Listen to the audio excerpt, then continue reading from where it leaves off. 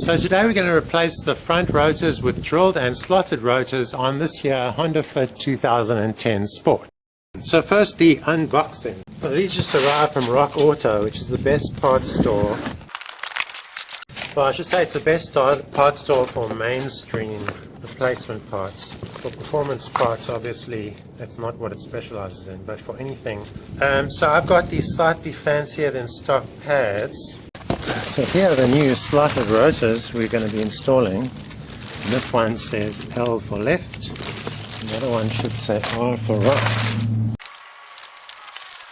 So the only specialized tool that you need to do this job is an impact driver set. You cannot do this job without one of these.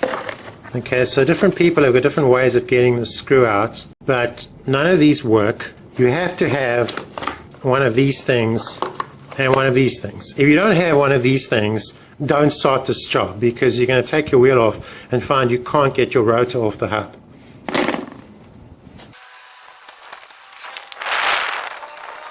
Another useful thing to have is a low profile jack like this. These Hondas have a very low ground clearance, so you need something to get under there.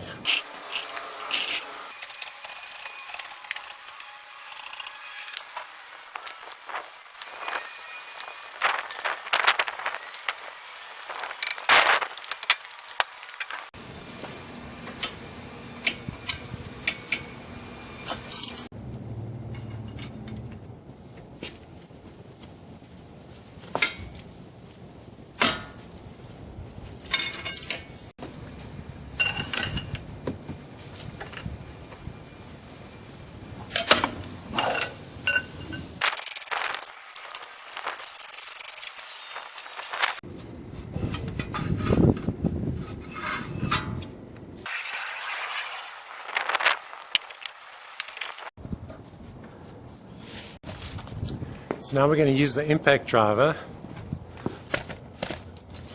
which is the most important step of this whole operation. So let's just get the right one. Okay, that looks like the right one. This one's too pointy, I think. This one's too pointy.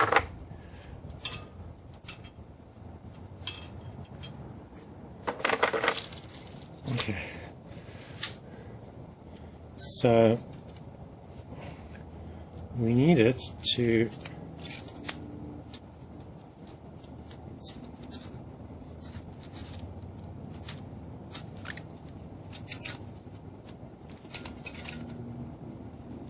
so when you push it in,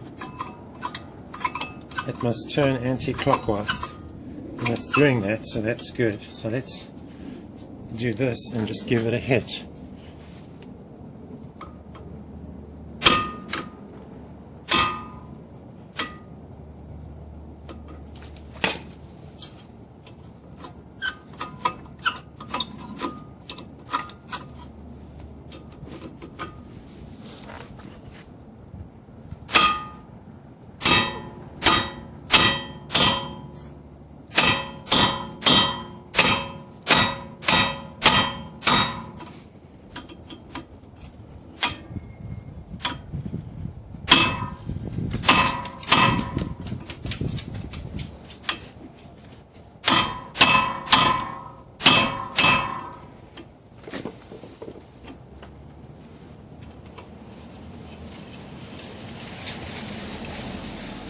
Okay, that's easy. So when you do this, you don't damage the screw. If you do any other way, you are going to damage the screw and you'll never get it out. So that's the way to go.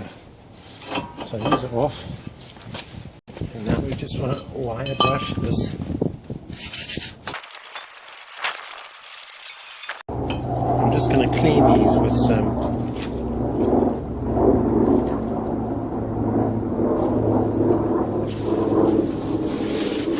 alcohol, just to make sure there's no grease on here.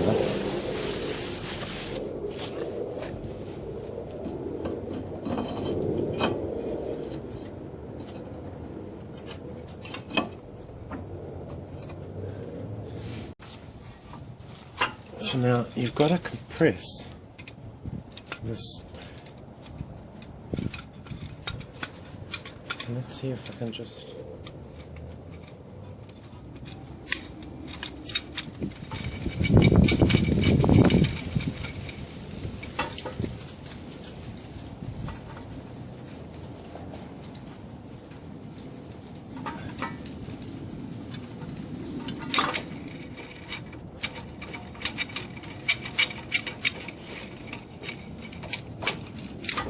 There we go. Now, we've got to make sure this doesn't overflow, because if this overflows, it could be quite bad. And it seems to be getting a bit fuller because I've compressed it now, but probably a good idea to put some rags under that before you do that, because they do overflow and then it goes everywhere.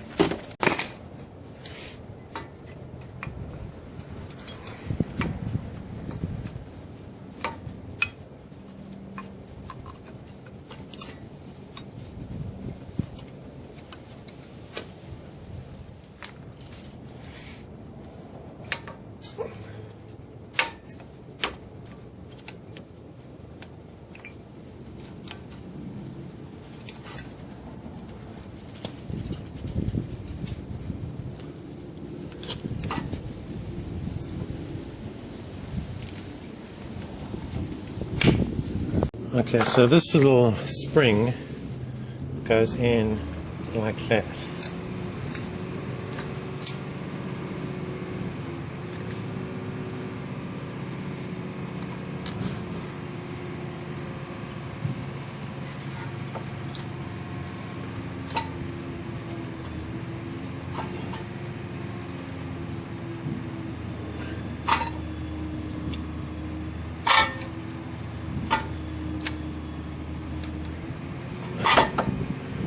Okay, so that goes in there. Now the one trick when doing brakes is always make sure that you do one side completely before doing the other side. And the reason for this is that if you can't figure out how something goes back together, it's easy to look at the other side. If you disassemble them both, then you're completely screwed. Okay, so I have this brake lubricant, and the factory service manual says you must put brake lubricant somewhere, but it's not really clear where it's going to go. So I'm going to put it on all the parts which seem to move. So this means I'm going to put a little over here.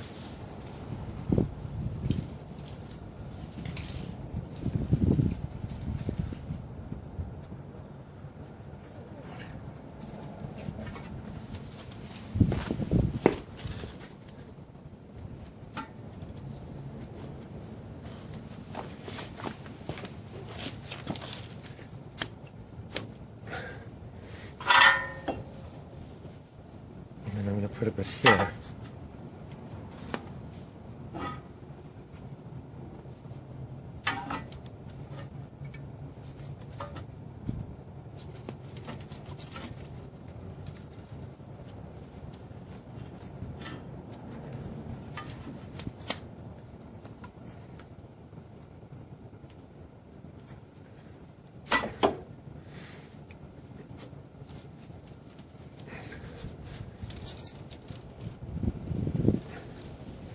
I'm wondering if I should put a bit on the back of the pad.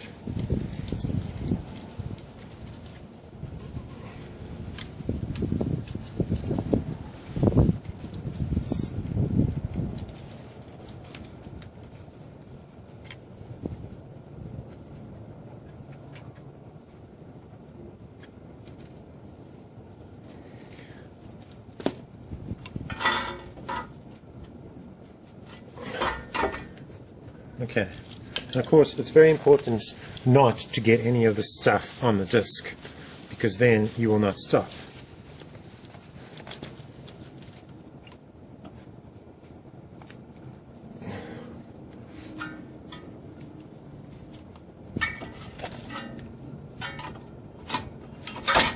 So that seems to fit very nicely.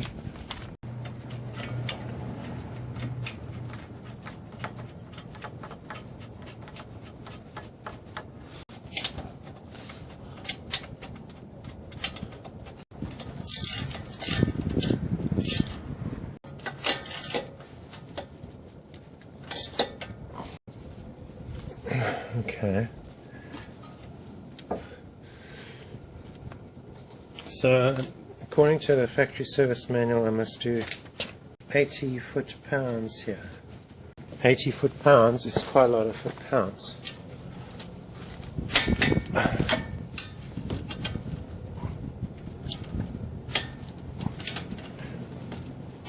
There we go. So we are about done here. Now we just have to fit the wheel back on. Should not be forgotten.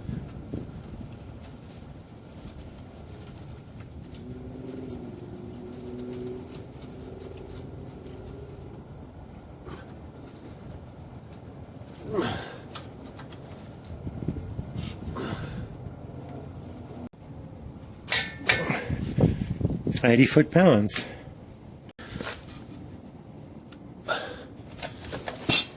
So that's the left side done. I actually got the rotors mixed up. Well, that's the left side done and the right side done. Everything's torqued up and the wheels are ready to go back on.